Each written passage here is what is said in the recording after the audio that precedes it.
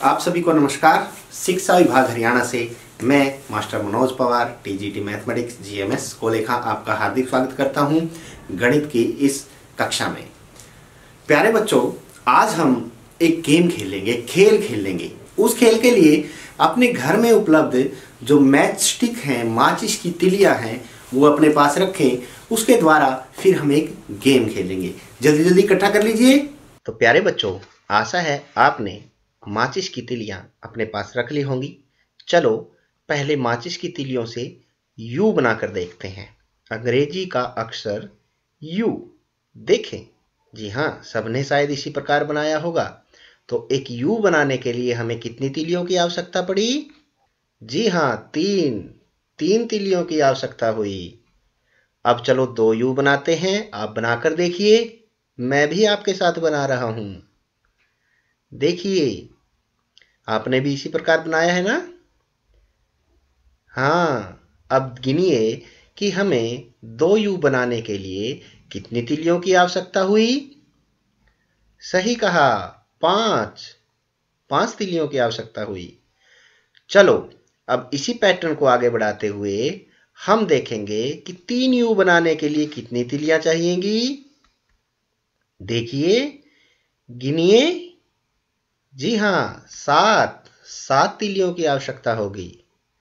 चलो अब हम इसी पैटर्न को आगे बढ़ाते हुए इन्हीं तिलियों की सहायता से चार यू बनाएंगे। बनाएं। इस प्रकार चार यू बनेंगे तो अब हम गिनेंगे कि कितनी तिलियों की आवश्यकता हमें हुई है चार यू बनाने के लिए। जी हां, 9 तिलियों की आवश्यकता हुई है। आपने देखा कि एक यू बनाने के लिए 3 तिलियों की आवश्यकता हुई, 2 यू बनाने के लिए 5 तिलियों की, 3 यू बनाने के लिए 7 तिलियों की और 4 यू बनाने के लिए 9 तिलियों की। क्या आप में से कोई बता सकता है कि 100 यू बनाने के लिए कितनी तिलियों की आवश्यकता होगी? बताओ। यदि हमें 135 यू बनाने हो तो कितनी तिलियों की आवश्यकता होगी? सोचिए। चलो इसी अनुसार हम एक और पैटर्न लेके देखते हैं। एक और अंक अब हम तिलियों की सहायता से बनाएंगे। कौन सा अंक बनाएंगे? अंक 8। अंक 8 के लिए हमें कितनी तिलियों की आवश्यकता हुई? जी हां, 7 तिलियों की आवश्यकता हुई। अब अंक 8 को हम 2 बार बनाएंगे इन्हीं तिलियों से सटाकर। देखिए, बनाकर देखिए कैसे बनेगा। मैं भी आपके साथ बना रहा हूं। ये 2 8 हमने बना दिए। इसी प्रकार आप भी अपनी तिलियों की सहायता से 8 बनाकर देखें और गिने कि कितनी तिलियों की आवश्यकता हमें 2 8 बनाने के लिए हुई है। गिने। जी हां, 12 तिलियों की आवश्यकता हुई है। अब इसी प्रकार इसी पैटर्न को आगे बढ़ाते हुए हम देखेंगे कि 3 8 बनाने के लिए हमें कितनी तिलियों की आवश्यकता होगी। बनाइए मेरे साथ। देखिए। जी हां, इसी प्रकार आपको 3 8 तिलियों की सहायता से बनाने हैं। अब गिनिए कि इस 3 8 को बनाने के लिए हमें कितनी तिलियों की आवश्यकता हुई? 17। बिल्कुल सही कहा, 17 तिलियों की। अब इसी पैटर्न को आगे बढ़ाते हुए हम 4 8 बनाएंगे। आइए बनाते हैं, मेरे साथ बनाइए। ये 8 हमने 4 बार बना लिया यहां पे। अब इन तिलियों को गिनिए कि इन 4 8 को बनाने के लिए कितनी तिलियों की आवश्यकता हमें हुई। गिनकर बताइए। जी हां, 22 तिलियों की आवश्यकता हुई। चलो यदि हमें इसी प्रकार 108 बनाने हो तो कितनी तिलियों की आवश्यकता होगी? सोचिए, सोचिए, बताइए। चलो अब देखें कि 205 8 बनाने के लिए कितनी तिलियों की आवश्यकता होगी। सोचिए और इसके पीछे के नियम को, इसके पीछे के बीजीय व्यंजक को निकालने का प्रयास कीजिए। चलो हम सब मिलकर ये प्रयास करते हैं। आइए प्यारे बच्चों, इसके लिए हमें इनसे संबंधित कुछ नियमों की आवश्यकता पड़ती है, कुछ सूत्रों की आवश्यकता पड़ती है, जो हम इसी पैटर्न को देखकर, जो हमारा संख्या पैटर्न यहां पे आया है कि हमने 3 तीली लिया है, फिर 5 लिया है, फिर 7 लिया है, फिर 9 लिया है, और आगे हमें और क्या कितनी तीलियों की आवश्यकता है, इसी संख्या पैटर्न के आधार पर हम वो नियम बनाएंगे। हमें एक यू के लिए कितनी तीलियों की आवश्यकता पड़ी? 3। जब 2 यू बनाने पड़े तो 5। अब 5 और 3 का अंतर ध्यान से देखिए, कितना हो गया? 2। बहुत सही कहा, कितना अंतर आ गया इसके अंदर? 2 का अंतर आ गया। जब हम 5 की और आगे 7 तीलियों की बात करते हैं अगले यू के लिए, तो अंतर कितना हो गया? 7 का और 5 का, फिर 2 का अंतर आ गया इसके अंदर। आगे भी यदि हम तीसरे चरण में इसको आगे बढ़ा रहे हैं तो कितना अंतर आया है 9 और 7 में? वो भी 2 का। तो हम इन तीलियों को 2-2 के बंडल में बांट लेते हैं। यहां 3 को मैं एक 2 का बंडल बनाऊंगा तो एक हमारे पास तीली अलग से बच जाती है, ठीक है। 5 के भी पहले 2-2 के बंडल बनाएंगे हम। 5 को 2-2 के बंडल कैसे बनाएंगे? 2 जमा 2 जमा, अब 2-2 के बंडल 2 बन गए, तीसरा बंडल नहीं बनेगा तो एक तीली और हमारे पास बच गई, ठीक है। अब 7 को उसी प्रकार लेते हैं। 7 को किस प्रकार लेंगे? 2-2 के ही बंडल बनाने हैं, जी हाँ, 2-2 के बंडल बनाइए। 2 जमा 2 जमा 2, और बन सकते हैं बंडल? सोचिए, शायद नहीं। तो 3 बंडल बने हैं और एक तीली हमारे पास फिर बच जाएगी। 2 और जमा 2 जमा 2 6 हो गए और एक 7, ठीक है। अब उसी प्रकार 9 के 2-2 के बंडल बना के देखिए, कितने बंडल बनेंगे? पहले 4, बिल्कुल सही कहा। पूरे बंडल हमारे पास कितने बनेंगे? 4, 2 जमा 2 जमा 2 जमा 2, और फिर एक तीली फिर बच जाएगी, ठीक है। इसी प्रकार से आया। अब यहां पे ध्यान से देखें कि पहले यू के अंदर जब एक यू बनाया गया, कितनी बार 2 आया है? एक बार ही 2 आया है। जब 2 यू बनाएंगे तो कितनी बार 2 आया है? 2 बार 2 आया है। जब 3 यू बनाएंगे तो कितनी बार 2 आया है? 3 बार 2 आया है। तो हम इसको ऐसे लिख सकते हैं, ध्यान से देखें कि 2 गुणा 1 जमा 1। 2 को 1 से गुणा किया, अर्थात 2 कितनी बार आया हुआ है? 1 बार, तो 1 से गुणा किया और बाद में 1 जोड़ दिया। अब यहां भी देखें 2 कितनी बार आया है? 2 बार आया है, तो इसको लिखेंगे 2 गुणा 2 जमा 1, ठीक है। अब यहां देखें 2 कितनी बार आया है? 3 बार, तो इसको लिखेंगे 2 गुणा 3 जमा 1। 3 बार 2 आया था, आंसर सेम ही होता है। यदि समान संख्याओं को जोड़ा जाता है, जितनी बार जोड़ा जाता है, तो उस संख्या के साथ जितनी बार वो जोड़ा गया है उसको गुना में ले लेते हैं, तो उत्तर हमेशा समान ही आता है, ठीक है। देख लें ध्यान से, 2 3 6 और 6 जमा 1 कितना हो गया हमारे पास? 7 ही आ गया। इसी प्रकार 2 कितनी बार जोड़ा गया? 4 बार जोड़ा गया। 4 बार जोड़ा गया तो इसको कैसे लिखेंगे? 2 गुणा 4 जमा 1। यहां तक ठीक है। अब देखो, जब 1 यू था तो 2 कितनी बार जोड़ा गया था? 1 बार। जब 2 यू है तो 2 कितनी बार जोड़ा गया? 2 बार। जब 3 यू है तो 2 कितनी बार जोड़ा गया? 3 बार। अच्छा, जब 5 यू होंगे तो 2 कितनी बार जोड़ा जाएगा? बिल्कुल सही, 5 बार। अर्थात यहां पे 5 यू के लिए हम लिख सकते हैं 2 गुणा 5 और जमा 1, तो हर में आ रहा है, हर एक में आ रहा है, ध्यान से देखें। अच्छा, जब 7 यू बनाएंगे तो 2 कितनी बार जोड़ा जाएगा? 7 बार, बिल्कुल सही कहा। उसको कैसे लिखेंगे? 2 गुणा 7 जमा 1। उसी प्रकार 100 के लिए भी, यदि 100 यू बनाने हैं तो 2 कितनी बार जोड़ा गया? 100 बार, बिल्कुल सही कहा। तो उसको कैसे लिखेंगे? 2 गुणा 100 जमा 1, क्योंकि 1 बाद में सभी में एक एक तिल्ली बची हुई है।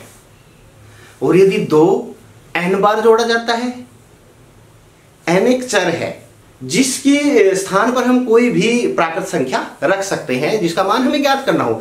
देखो, 2 100 बार जोड़ा गया तो 2 की किससे गुणा हो गई? 100 से। और 2 5 बार जोड़ा जाता, 2 की किससे गुणा हो गई? 5 से। और 2 यदि n बार जोड़ा जाएगा तो 2 की किससे गुणा होगी? n से होगी, बिल्कुल सही कहा। तो वहां पे यदि n बार जोड़ा जाएगा, अर्थात nवां पद यदि हम निकालेंगे तो यहां क्या बनेगा, 2 की किसके साथ गुणा होगी, n के साथ, और फिर उसमें क्या जोड़ा जाएगा, 1 जोड़ा जाएगा, अर्थात ये 2n जमा 1 हमारे पास ये नियम बनकर अब आ चुका है। अब हमें कोई भी मान यदि निकालना हो कि इतने u हमें बनाने हैं तो तिलियों की संख्या कितनी होगी, इस नियम का, इस सूत्र का प्रयोग करके हम उसकी संख्या ज्ञात कर सकते हैं। देखिए कैसे, अब 100 की ज्ञात करेंगे। यहां ये देखो n की जगह 100 रखा है, 2 गुणा 100, 200 जमा 1 कितना हो गया, 201 हो गया। और यदि 135 की ज्ञात करनी हो तो 2 गुणा 135 जमा 1, ये हो गया 270 और 1 271।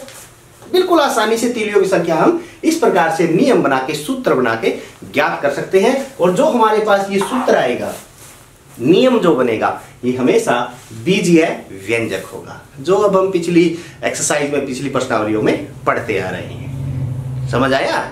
अब हम 8 का भी नियम इसी प्रकार देख लेते हैं, जल्दी जल्दी करेंगे। 8 में कितनी तिलियां हैं, 7, 2 8 में 12 है, अंतर देखिए इसका कितना है, 5, 3 8 में 17 हो गई, इनका अंतर देखिए क्या है, 5। आगे 4 8 में कितनी है, 22, इनका अंतर देखिए कितना हो गया, 5। अब हम यहां 5 5 के बंडल बनाएंगे, 5 का एक बंडल बन गया, बाकी कितने बच गए, 2, बिल्कुल सही कहा। यहां 5 5 के कितने बंडल बनेंगे, 2 बंडल बनेंगे, 5 जमा 5, और कितने बच जाएंगे, 2 फिर बच जाएंगे। यहां पे 5 5 के कितने बंडल बनेंगे, 5 जमा 5 जमा 5 3 बनेंगे, 15 जमा 2 17 है। यहाँ 5 5 के कितने बंडल बनेंगे, 5 जमा 5 जमा 5 जमा 5 4 बंडल, और एक 2 हमारे पास बच गया। अब उसी प्रकार 5 8, यहां ध्यान से देखें, जब 1 8 बना है तो 5 कितनी बार आया है, 1 बार, तो इसको लिखेंगे 5 गुना 1 जमा 2। जब 2 8 बने तो 5 कितनी बार आया, 2 बार, तो इसको लिखेंगे 5 गुना 2 जमा 2। ये 2 तो जुड़ ही रहा है, बाद में 2 तिलियां बच रही हैं। यहां 5 3 बार है तो 5 गुना 3 जमा 2।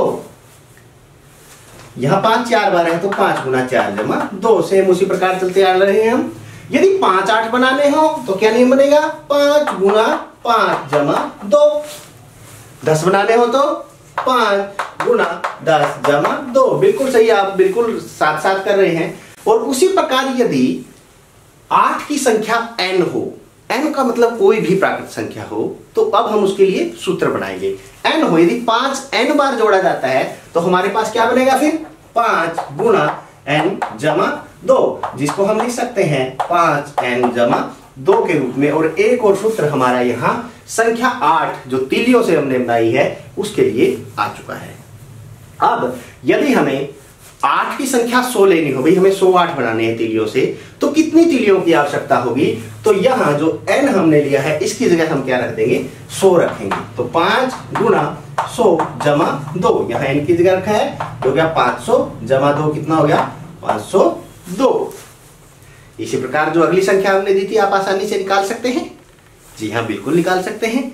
चलो आए अब प्रश्नावली की तरफ बढ़ते हैं। प्रश्नावली 12.4 में हमें कुछ प्रतिरूप दे रखे हैं यहाँ पे, और संख्यात्मक पैटर्न भी साथ में दे रखा है, उसका आंसर भी दे रखा है। पहले तो हम जल्दी से देख लेते हैं कि ये नियम बना कैसे है। उसी प्रकार से देखो, इनका अंतर 5 था, ये भी 5 था, तो 5 जितनी बार आता है वो जोड़ा जाता है, तो 5n जमा 5 का बंडल बनाने के पश्चात कितनी तिलियां बच जाती हैं, 1, तो वो 1 जोड़ दिया जाता है। ठीक है। इसके बी वाले पैटर्न में भी इसी प्रकार है, पहले 4 तिलियां हैं 4 बनाने के लिए, 2 4 बनाने के लिए 7 तिलियों की, या रेखाखंडों की जो यहाँ पे दे रखा है हमें रेखाखंड है, और 4 4 बनाने के लिए 10 रेखाखंडों की आवश्यकता है। तो n के लिए हम जो नियम बनाएंगे वो देखें, इनका अंतर 3 है सबका, तो 3 के साथ n लगेगा। 3 3 बंडल बनाने के बाद जितनी भी रेखाखंड बच गए वो बाद में जोड़ देने हैं। और 8 का नियम तो हम पहले देख चुके हैं। इस प्रश्न के अंदर हमें पूछा गया है कि यदि इन अंकों को हम 5-5 बार बनाए, अर्थात 5-5 अंक लें, तो कितने रेखाखंडों की आवश्यकता होगी। सीधी सी बात है, अब हमारे पास नियम आ चुका है। इस नियम के आधार पे हम सीधा मान यहाँ पे रख देंगे। n की जगह यहाँ पे अब क्या रखना है, पहले 5 रखना है, तो 5 गुना 5 जमा 1, 5 को 5 से गुना किया 25, 25 जमा 1 कितना हो गया, 26। अर्थात 5 6 बनाने के लिए कितने रेखाखंडों की आवश्यकता होगी? 26 रेखाखंडों की। अब 10 बनाने के लिए देख लेते हैं। 10 के लिए देखें, अब की बार n की जगह क्या रखना है? 10 जमा 1, यहाँ पे 50 जमा 1 कितना हो गया? 51। अब 100 है उधर, 100 के लिए देख लेते हैं। 5 और n की जगह क्या रखना है? 100 जमा 1, तो 5 जमा 100 कितना हो गया? 500 जमा 1 कितना हो गया? 501। अर्थात 106 बनाने के लिए कितने रेखाखंडों की आवश्यकता होगी? 501 की होगी। ठीक है, अब यहां पे इसको भी देख लेते हैं। 5 4 बनाने के लिए 3n जमा 1 है, तो यहाँ पे 3 गुणा n की जगह क्या रखना है? 5 जमा 1, ये 5 3 15 और 1 16 है। यहाँ पे 16 रेखाखंडों की जरूरत होगी 5 4 बनाने के लिए। 10 4 बनाने के लिए देख लेते हैं। 3 गुणा 10 जमा 1, देखो 3 यहां से कैसे? n की जगह उसका मान रखना है जितने हमें अंक बनाने हैं, तो 3 है 30 और 1 31। और यदि हमें 100 बनाने हो तो हम n की जगह क्या रख देंगे? 100 जमा 1, ये कितना हो गया? 300। 300 जमा 1 कितना हो गया? 301 रेखाखंडों की आवश्यकता होगी। जब हम 8 की बात करते हैं, 8 हमने वैसे शुरू में समझा चुके हैं। प्रश्न नंबर 2 में हमें व्यंजक दिए हुए हैं और हमें उनका 5वां 10वां और 100वां पद ज्ञात करना है। 100वें पद के लिए सिर्फ n जो हमारे पास चर है उसकी जगह क्या रखना है? 100 रखना है। रख दो 2 गुणा 100 जमा 1, सॉरी घटा 1 है यहाँ पे, तो ये हो गया 200 और 200 घटा 1 कितने हो गए? 199। तो 100वां पद का अर्थात भाई 100वें जो हमारे पास संख्या आएगी वो कौन सी आएगी? 199। अब हम इनको संख्या पैटर्न के रूप में ले आए हैं, हमने तीलियों को छोड़ दिया है। अब संख्या जो हमारी तीलियों के साथ बढ़ रही थी हम उसी को ले रहे हैं यहाँ पे। अब हमारे पास व्यंजक 3n जमा 2 का 5वां पद आप अच्छे से समझ गए होंगे। पद वो संख्या है जो उस प्रतिरूप में जितने स्थान पर आ रही है, जितने नंबर पर वो आ रही है, ठीक है, वो उसका पद हो जाता है। जैसे पहला पद यदि हम लेंगे तो यहां n की जगह 1 रखना पड़ेगा, दूसरे पद में n की जगह 2, उसी प्रकार 5वें पद में n की जगह 5 रखेंगे। तो यहां से देखें 3 गुणा 5 और जमा 2 है हमारे पास, तो 3 को 5 से गुणा करेंगे, 3 पद 15 और 2 17 हमारे पास ये आ गया। ठीक है, अब की बार 10वां पद है तो n की जगह हम क्या रखेंगे? 10। 3 गुणा 10 जमा 2, 3 है 30 और 2 32। 100वें पद के लिए n की जगह क्या रखेंगे? 100 और जमा 2, 3 को 100 से गुणा करेंगे 300, 300 में 2 जोड़ेंगे 302 हमारे पास ये आ गया। ठीक है, उसी प्रकार 4n जमा 1, 4 n अब की बार कितना है? 5वां है तो 5 जमा 1, 4 पंजे 20 और 1 21। यहां से जब हम लेंगे 10वां पद, n की जगह क्या रखेंगे? 10 जमा 1, 4 है 40, 40 और 1 41। बिल्कुल सिंपल है। और अब की बार n की जगह क्या रखना? 100वें पद में 100 जमा 1, 400 और 401 इसका उत्तर हमारे पास होगा। यहां भी देख लेते हैं 7n जमा 20, 5वां पद है तो n की जगह क्या रखेंगे?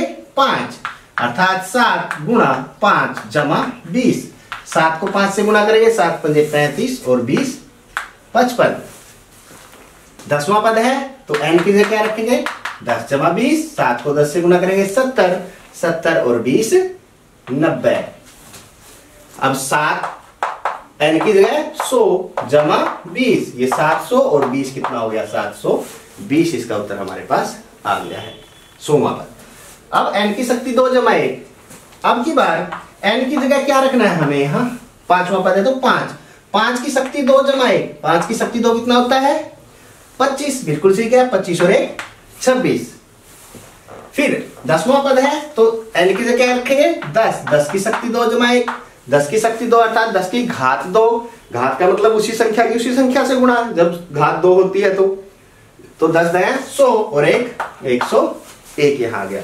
अब की बार 100 की शक्ति 2 जमा 1, 100 का वर्ग या 100 की शक्ति 2 क्या होता है? 10,000, 100 की 100 के साथ गुणा 10,000, तो 10,000 हमारे पास 1 इसके अंदर जुड़ गया, तो 10,001 इसका उत्तर हमारे पास हो गया। तो देखिए हमने कैसे व्यंजकों से उनके पद बड़ी आसानी से उनका मान रख के निकाल लिए हैं। आशा है कि ये संख्या प्रतिरूप जो व्यंजक के रूप में हमने नियम बनाए हैं ये आपको अच्छे से समझ में आ गए होंगे।